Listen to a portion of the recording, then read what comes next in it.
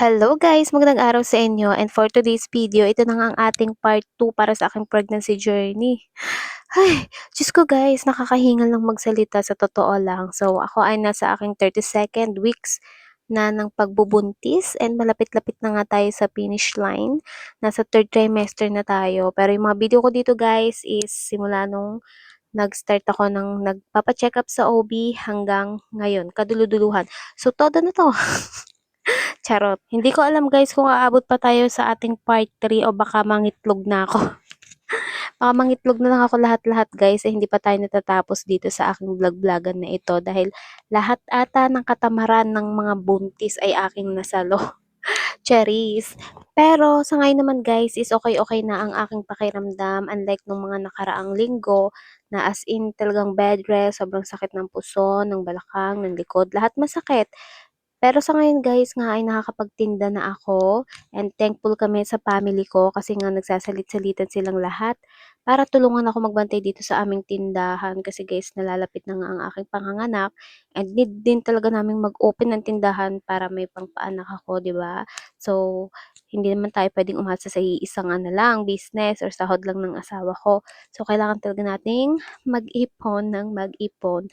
So, anyway guys, so dito nga sa video na to is ang check-up ko. So, pangalawang check-up ko pa lang yata 'to dito sa OB na 'to. Kasi nga, ano kasi guys, so pangalawang OB ko na siya. Kasi yung una kong OB is hindi naging maganda yung experience namin. Experience ko. Kasi guys, alam nyo ba, doon sa unang OB ko, yung unang-unang pinuntahan namin, pricey siya. Bukod sa pricey siya, is after a week, dinugo ako. And alam nyo ba, yung pinaka nakakatakot na narinig ko sa buong buhay ko is yung nung nag-bleeding ako, unang-una niyang sinabi sa akin guys is, ay, then mukhang mararaspa ka. So, imagine guys, ilang weeks ka palang pregnant noon, tapos ganun yung maririnig mo sa OB mo na hindi ka pa nga niya nakikita, hindi ka pa niya nache-check, hindi niya pa nache-check yung baby. Tapos ganun na yung ibubungad niya sa'yo, mararaspa ka. 'Di ba? Scary. Tapos tinatanong niya ako kung carry ko bang pumunta sa gantong ospital, ganyang ospital. Kasi andun siya naka-duty, so dun niya pa ako pinapapunta. Kaya talagang lumipat kami ng OB, inantay lang namin yung ano ko, yung mga result ng lab test and pap smear sa kanya, then lumipat na nga kami. So, itong pangalawang OB ko guys is malapit lang naman sa amin. Malapit lang sa bahay namin, and nagustuhan ko siya. Kasi mabait yung mga staff nila doon, and mabait din yung doctor. So, malamanay silang mag-explain, magpaliwanag, magsalita, ganyan. Basta alaga ka nila, hindi katulad dun sa unang napuntahan namin na OB. So, ito guys, video namin dito. Itong video na to guys is Valentine's Day. Ayan. So, laging nasasakto guys, may event-event, ganap-ganap sa buhay namin. Yung mga check-up ko. So, tulad nito, check-up ko, nagpa-ultrasound ako, and nalaman na din yung gender ni baby nito na boy nga siya. So, ayan yan guys, Valentine's Day. So, excited na excited kami dyan guys. Medyo umasa pa kami. So, hindi namin inopen yung result dun sa clinic. So, sinabi ko din sa OB na wag sabihin yung gender para sabay naming titignan mag-asawa. So, pag-uwi nga ng asawa ko galing sa work, so tinignan namin. Alam niyo ba guys, naduling pa ako dito kasi akala ko female yung nakalagay dito sa result, pero ang nakalagay pala is penis. So, ayun, tawan-tawa kami. Kasi medyo, alam nyo, yung expect ko naman na talaga na baby boy. Baby boy talaga. Pero, yung umasa din kaming part na girl, ganyan. Syempre, hoping. Pero anyway nga, kahit ano namang gender ni baby is okay lang. Okay lang naman para sa amin. Kasi nga, love namin siya kahit ano pa siya. So, ito lang si Tane. Medyo disappointed kasi nga, boy. Kasi nag-expect din siya ng girl kasi parang alaga-alagaan niya, ganun. Pag boy daw, makakaagaw niya daw sa toys. Ay, may pagkamaramot tong aking baby. Baby panganay. So, anyway guys, ito namang video na ito is saktong birthday ko. So, ito naman ay day ng pagpapakas. Yung congenital anomaly scan. Yung, tama ba? Yun, yung titignan yung kabuuan ni baby, kung may ba yung mga fingers, meron ba siyang diferensya sa ano. Basta ganun, titignan yung buong kabuuan ni baby kung okay lang siya.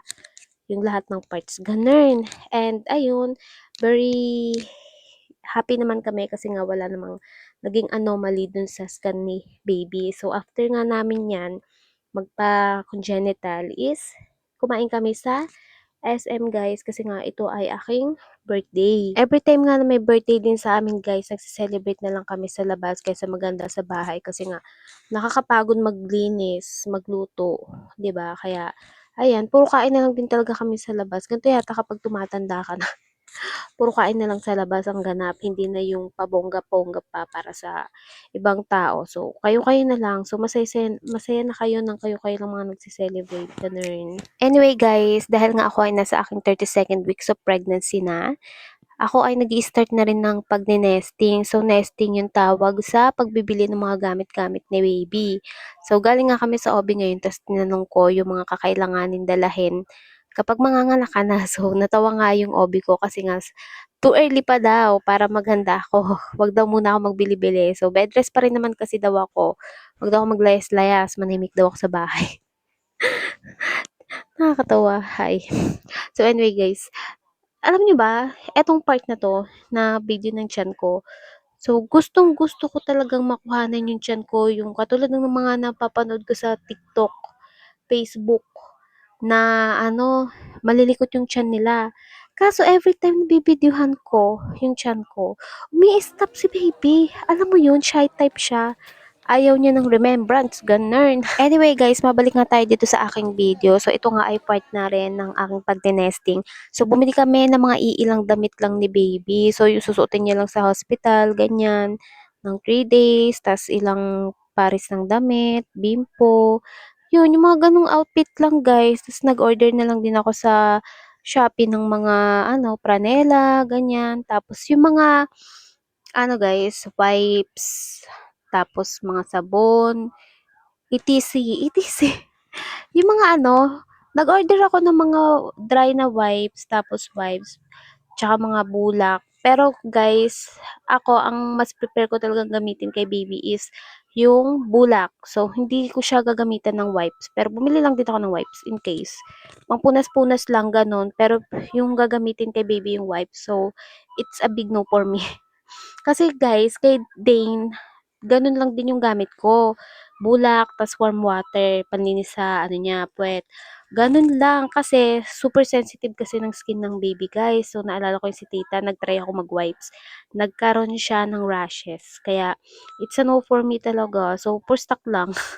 So ayan, ang na decision ko ng brand is Mousse Gear, and yung sabon guys, pang laundry is, ano naman, Unilab. Pero yung ibang mga gamit ni baby, so o-orderin na lang din namin siguro. Ay, Diyos ko guys, I'm so sorry kung yung salita ko is parang hinihingal. Kasi nakakapagod na talaga magsalita for me guys. Kaya sana masundan pa natin ng part 3 itong aking video. Ay. So, ayun guys. Anyway, hanggang dito na lang ang aking video. So, samahan nyo na lang ako ulit para sa aking susunod na video. And thank you so much sa lahat ng nanonood sa aking video na ito. So, pang remembrance ko rin kasi to guys. So, yun lang. Thank you again for watching. Bye!